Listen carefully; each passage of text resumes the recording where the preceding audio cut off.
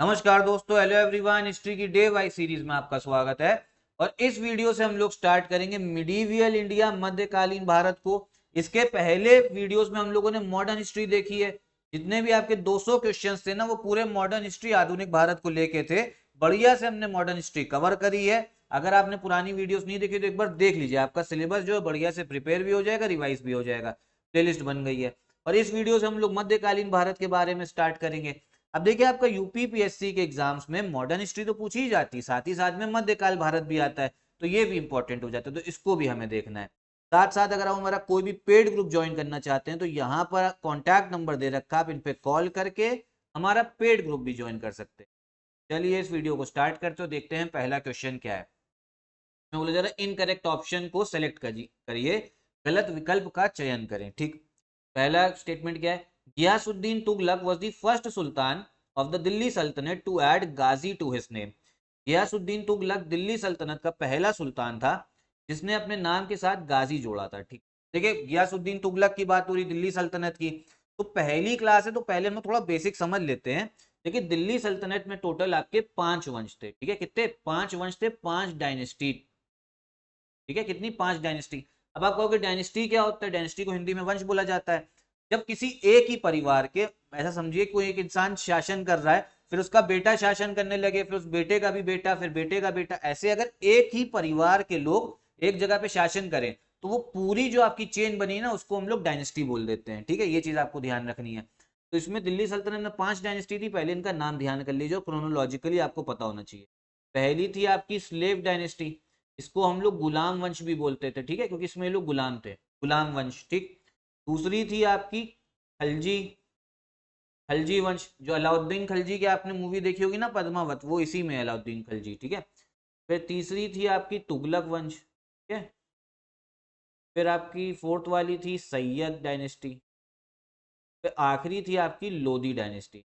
Lodhi dynasty का जो आखिरी शासक था, इसी को किसने हराया था? बाबर ने हराया था। ठीक है, बाबर जो था आपका, जो आपके मुगल साम्राज्य के संस्थापक थे, उन्होंने लोधी वंश के जो आखिरी आपका सुल्तान था ना, उनको हराया तो फिर जो है यहाँ पे मुगल एम्पायर की स्थापना करी थी। ये जो चीज है ध्यान रखिएगा।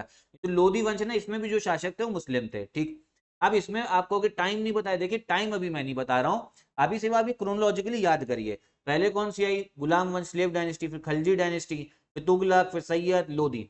सिर्फ इसको पहले ऑर्डर वाइज याद रखिए, क्योंकि क्वेश्चन पूछा जाता है। आगे वीडियोस में मैं आपको टाइम भी याद करवा दूंगा, कौन किस टाइम से। ठीक, अब अपना क्वेश्चन में आते हैं। क्या बोला जाता है? गियासुद्दीन तुगलक पहले सुल्तान थे जिन्होंने गाजी को ऐड करा अपने नाम में। ठीक, अब गाजी का मतलब क्या होता है? गाजी का मतलब होता है धर्म योद्धा। ठीक है, धर्म योद्धा या रिलीजियस वॉरियर, जो धर्म के लिए लड़ाई लड़े। अब इसमें इस स्टेटमेंट में क्या मतलब है? इसका मतलब ये गियासुद्दीन तुगलक ने जो जोड़ा कि वो इस्लाम के लिए लड़ाई लड़ रहे थे। किससे? इस्लाम के दुश्मनों से। ठीक है, तो ये चीज ध्यान रखनी है। इसीलिए इन्होंने गाजी नाम को जोड़ा। ठीक, तो पहली स्टेटमेंट जो है बिल्कुल सही है। ठीक, ये चीज ध्यान रखिएगा। अगला स्टेटमेंट क्या है? The very first ruler in history to assume the title of sultan was Mahmud of Ghazni, founder of the Ghaznavid empire.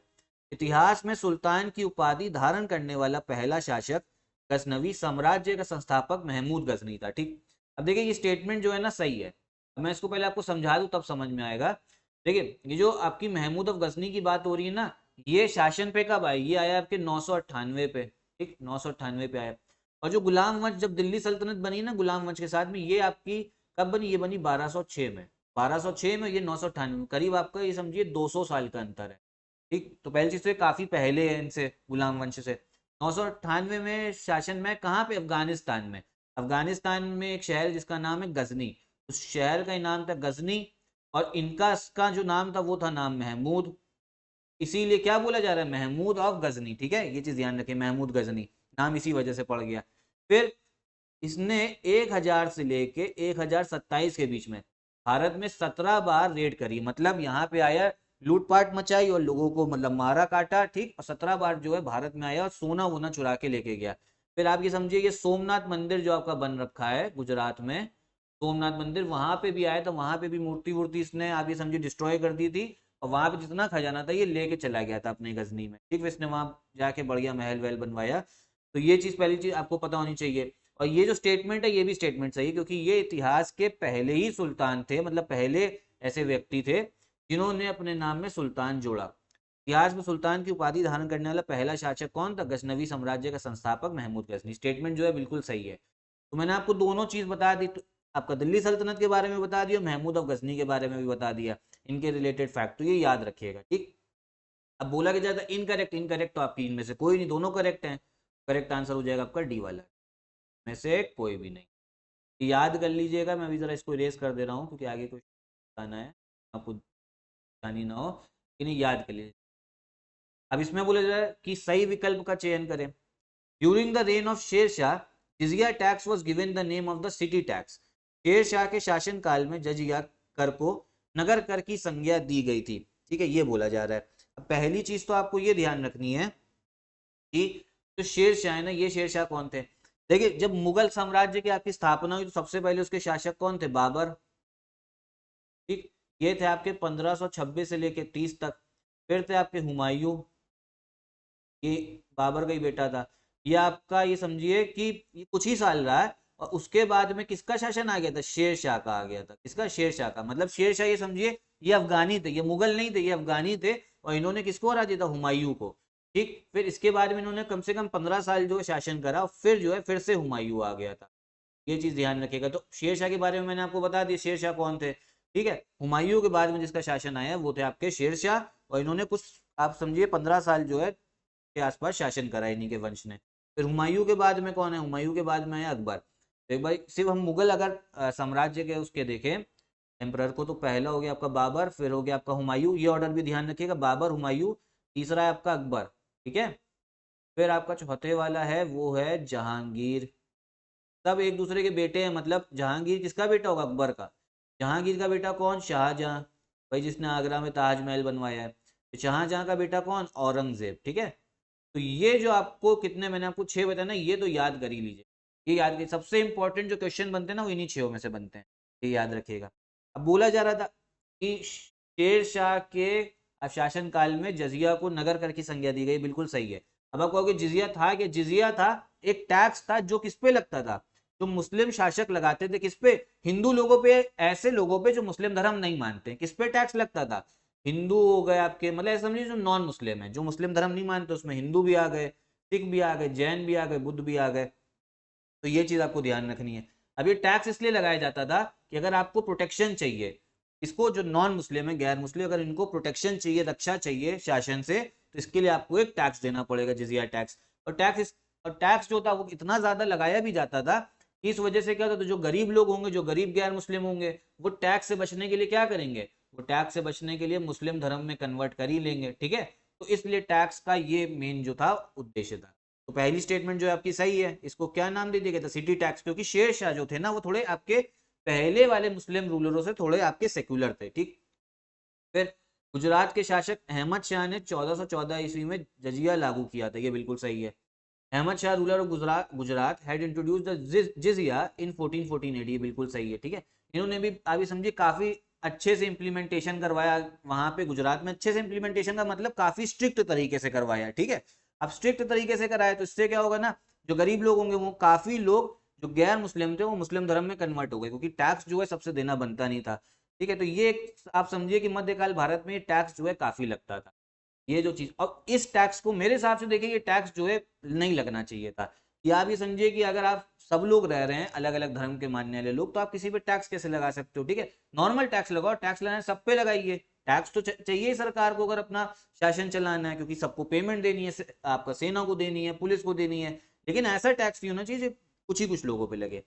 फिर क्या था, जिजिया को आपको बंद किसने कराया था? इसको समाप्त किया था अकबर ने, ठीक है, अकबर ने। तीसरे जो मुगल एम्परर थे वो शाहजहां नहीं है, वो कौन है आपके? अकबर, ठीक है। कब? 1564 में। तो तीसरी स्टेटमेंट जो है ना गलत हो गई, अकबर ने करा था बंद।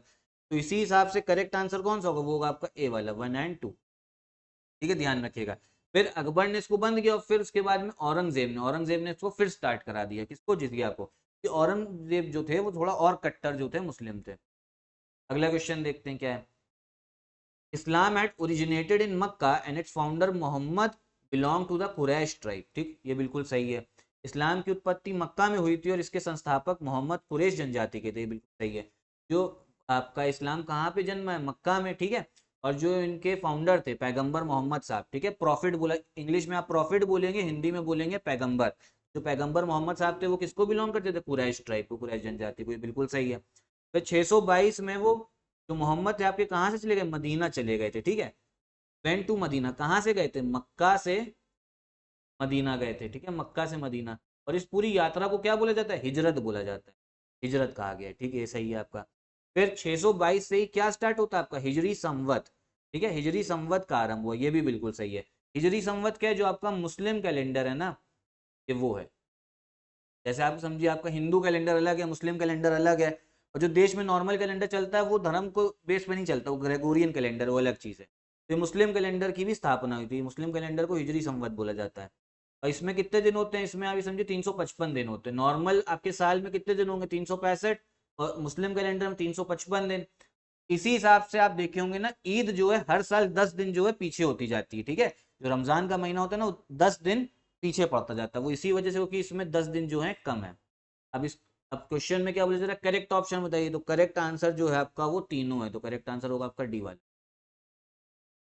अगला क्वेश्चन देखते हैं क्या बोला गया है।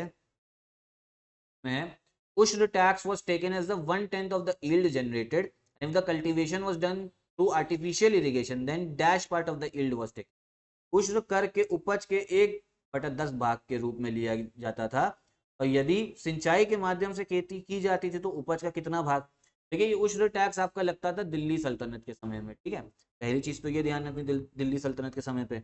और ये लगता किस पे था? ये लगता था जो मुस्लिम किसान थे ना, जो आपके मुस्लिम फार्मर थे, मुस्लिम पीजेंट या मुस्लिम किसान, उन पे लगता था। अगर मान लीजिए आपने खेती करी है और आपने सिंचाई जो है नॉर्मल पानी से करी है, जो प्राकृतिक रूप से मिल रहा है, कहीं तालाब बना हुआ है, तो आपको टैक्स कितना देना है? 1/10 देना है, ठीक है, ये ध्यान रखिए। लेकिन अगर आपने इसमें आर्टिफिशियल इरिगेशन का यूज किया है, कहीं से नहर आ रही है, उससे पानी लिया है, तो तब आपको जो पैसा देना है, जो आपका टैक्स देना है, वो देना है, तब देना होता था आपको 1/20, ठीक है, 1/10 और 1/20 देना, ठीक है। करेक्ट आंसर कौन सा हो जाएगा आपका? बी वाला हो जाएगा, 1/20 हो जाएगा। आप कहोगे ज्यादा बड़ा कौन है? देखिए, ज्यादा बड़ा 1/10 है, परसेंटेज में नहीं, ये आपके फ्रैक्शन में। क्यों? अगर आप 1/10 निकालोगे 100 रुपए का, तो ये आएगा आपका 10 रुपए, ठीक है, तो 10 रुपए देना है। और अगर आपने आर्टिफिशियल इरिगेशन करी है, सिंचाई का यूज करा है, 1/20 इंटू 100 करेंगे तो ये कितना आएगा? ये तो आपका 5 ही रुपए हो गया, ठीक है। ज्यादा बड़ा जो था वो 1/10 था। अगला क्वेश्चन क्या है? ज़कात एक धार्मिक कर था जो केवल धनी मुसलमानों से उनकी आय का कितना प्रतिशत वसूला जाता था? Zakat was a religious tax charged only from wealthy Muslims at -% of their income, ठीक है। ये टैक्स वाले क्वेश्चन काफी आते हैं। तो ज़कात जो था किसने लगाया था? दिल्ली सल्तनत में जो आपका तुगलक वंश था ना, तुगलक डायनेस्टी के एक आपके सुल्तान थे फिरोज शाह तुगलक, उन्होंने ज़कात टैक्स की वो करी थी स्टार्टिंग। और ये टैक्स लगाया जाता था जो आपके पैसे वाले मुसलमान लोग थे, उनसे चैरिटी के तौर पे, कि भैया आप ये समझिए आपको कुछ तो पैसा देना, इतना पैसा कमा लिया, थोड़े अमीर हो, तो गरीबों को जो पैसा देना होगा ना, गरीबों के लिए जो सहायता करनी होगी, तो वो आप पे टैक्स लगाया जाएगा। और कितना टैक्स लगता था? वो था आपका 2.5%, 0.5%, ठीक है। अगला क्वेश्चन क्या है? अब देखिए, इसमें कुछ युद्ध के बारे में बात हो रही है, बोला जा रहा है इनको क्रोनोलॉजिकली लगाइए, ठीक है। तो ये सब जो युद्ध हुए हैं, ये जो जितनी भी जगह है, बद्र, उहुद और डिच, ठीक है, बद्र, उहुद और डिच, ये सब आपके सऊदी अरेबिया में है। युद्ध कब कब हुए हैं? ये हुआ आपका 624 में, ठीक है, अप्रैल में। ये 625 में हुआ है, और ये हुआ आपका 627 में, तो ये ध्यान रखिए।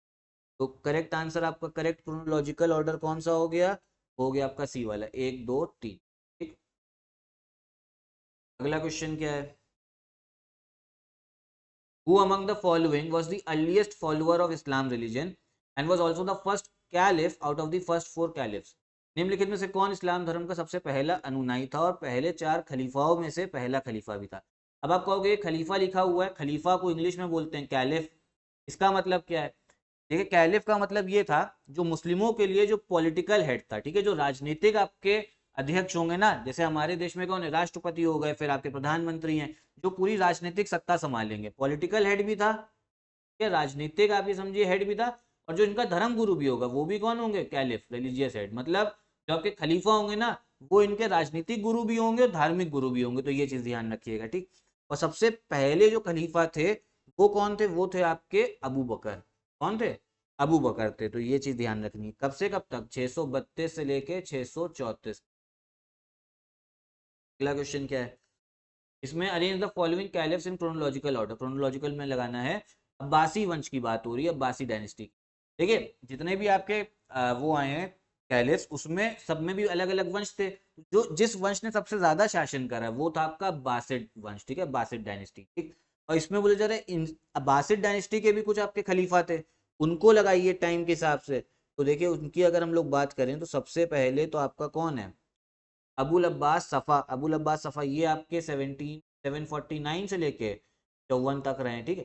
फिर आपके अबू जफर मंसूर, ठीक, ये आपके रहे 1754 से लेके 754 से लेके फिर 75 तक। फिर आपके मेहदी रहे ये 1775 से लेके 85 तक रहे हैं, ठीक। फिर आपके हादी, हादी रहे आपके 1785 से लेके 86 तक, ठीक है। तो करेक्ट ऑर्डर अगर हम देखें तो वो आपका कौन सा हो जाएगा? पहला, दूसरा, तीसरा और फोर्थ वाला। तो करेक्ट आंसर है आपका बी, ठीक है। मतलब ऑर्डर वाइज लगे हुए मिले ही हैं हम लोग। अगला क्वेश्चन क्या है? अब इसमें देखिए बात हो रही है जब सिंध में, ठीक है, अरब लोगों का शासन आया। देखिए सबसे पहले जो मुस्लिम इन्वेजन हुआ है, आक्रमण हुआ है मुस्लिम लोगों का यहाँ पे भारत में, वो हुआ है आपके 1712 में, ठीक है। सॉरी माफ कीजिएगा, मैं बार बार 1700 बोल रहा हूँ, ये 712 है, ठीक है, माफ कीजिएगा। ये कितना है? 712 में हुआ है पहला। कब हुआ है? 712 में। कहाँ पे हुआ है? सिंध में हुआ है। किसने करा था? आपके अरब मुस्लिम थे एक, क्या नाम था? मोहम्मद बिन कासिम। मोहम्मद बिन कासिम था 712 में। कब हुआ? 712 में हुआ है सिंध में पहला का आक्रमण, ठीक। अब यहीं पे बात हो रही है, अरबों के आक्रमण से पहले सिंध पर चाच नामक एक ब्राह्मण का अधिकार था। Before the invasion of Arab Sindh was ruled by a Brahmin named चाच, ठीक है, चाचा नहीं, ये चाच है, ठीक है, ये चाच है। तो ये स्टेटमेंट जो है आपका बिल्कुल सही है। अरब के आक्रमणों के पहले वहां पे किसका शासन था? वो चाच का था, ठीक। ये भी आपका जो आपका स्टेटमेंट है सही है। फिर क्या बोला जा रहा है? चाच had settled a large number of Brahmins from Kannauj. ये भी बिल्कुल सही, इन्होंने कन्नौज से बहुत बड़ी संख्या में ब्राह्मणों को यहाँ बसाया था। ये भी बिल्कुल सही है। फिर क्या है? अरबों के आक्रमण के समय चाच के पुत्र दाहिर सिंध पर शासन कर रहे थे। At the time of the invasion of Arabs चाच सन दाहिर वॉज रूलिंग सिंध, ठीक है। जब इन्होंने सही में आक्रमण करा 712 में कासिम ने, तब जो शासन था ना वो था तो दाहिर का, लेकिन ये चाच के पुत्र नहीं थे, ये चाच के क्या थे? भतीजे थे, मतलब नेफ्यू थे, ठीक है। अगर सन की बात नहीं है, सन की जगह क्या होना चाहिए? नेफ्यू। इधर होना चाहिए पुत्र की जगह मतलब भाई भतीजा, ठीक है, भतीजे थे चाच के। इसी वजह से ये वाला जो स्टेटमेंट है ना ये आपका गलत हो जाता है। क्वेश्चन में बोला भी जाता है इनकरेक्ट बताइए, तो इनकरेक्ट कौन सा है? थर्ड वाला, सी वाला जो है वो आपका हो जाएगा ओनली। अगला क्वेश्चन क्या है? The Karkota dynasty was founded by दुर्लभ वर्धना इन कश्मीर इन 7th सेंचुरी। कारकोट राजवंश की स्थापना 7वीं शताब्दी में कश्मीर में दुर्लभ वर्धन द्वारा की गई है। बिल्कुल सही है, ठीक है। ये आपकी हिंदू डायनेस्टी थी, हिंदू वंश था। कहाँ पे इनका शासन था? कश्मीर में, आपकी 7th सेंचुरी से, ठीक है, 7वीं शताब्दी से। और किसने फाउंड करा था, किसने स्थापना करी थी? वो थी आपकी दुर्लभ वर्धना ने। इसी समय पे आप ये समझिए उत्तर भारत में किसका शासन था? वो था आपके हर्षवर्धन का, ठीक है, हर्षवर्धन का शासन था। अब आप कहोगे हर्षवर्धन कौन है? सुना हुआ है नाम। आगे सीरीज पूरी फॉलो करते रहो, सब कुछ समझ में आ जाएगा। अभी जो क्वेश्चन है उसको समझिए, ठीक है। तो ये हर्षवर्धन के समय पे ही इनका कश्मीर पे राज था। फिर आपके चाइनीज के, आपके समझिए चाइना के एक ट्रेवलर थे ह्यून सांग। क्या नाम था? ह्यून सांग, ये नाम याद रखिएगा, ह्यून सांग।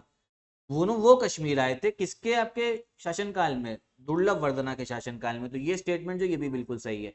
ह्यून सांग ने दुर्लभ वर्धन के शासनकाल के दौरान कश्मीर का दौरा किया था। ये भी बिल्कुल सही। ह्यून सांग आपके हर्षवर्धन के आपके शासनकाल में भी आए, मतलब उनके कोर्ट में भी गए हैं और दुर्लभ वर्धन के यहाँ भी गए हैं, ठीक है। तो दोनों चीज ध्यान रखिएगा। चाइना से थे, जमीन के रास्ते ये भारत में आए। टोटल 3 लोग आए थे चाइना से। बाकी 2 के अगर आपको नाम पता है तो जरा बताइएगा कमेंट बॉक्स में। एक थे उसमें ह्यून सांग। आए किस लिए थे? बौद्ध धर्म के बारे में इनको काफी जो है दिलचस्पी थी, तो वो जानकारी भी लेने आए थे, ठीक है। तो इन्होंने अपना जो आए हैं तो काफी अकाउंट दिया अलग अलग जगहों का भारत के बारे में, तभी हम लोग को काफी चीजें और भी पता लगी इनके अकाउंट से। इसमें बोला जाता है इनकरेक्ट बताइए, गलत। तो गलत तो कोई नहीं है, करेक्ट आंसर होगा डी, से कोई भी नहीं, ठीक है। यही थी आपकी वीडियो, इसमें हम लोगों ने क्वेश्चंस देख लिए मिडीवियल हिस्ट्री के। आगे भी सीरीज को फॉलो करते रहिएगा, अच्छे से आपका मिडीवियल हिस्ट्री भी कवर हो जाएगा। यहीं पे मैं वीडियो भी खत्म करता हूँ। नमस्कार।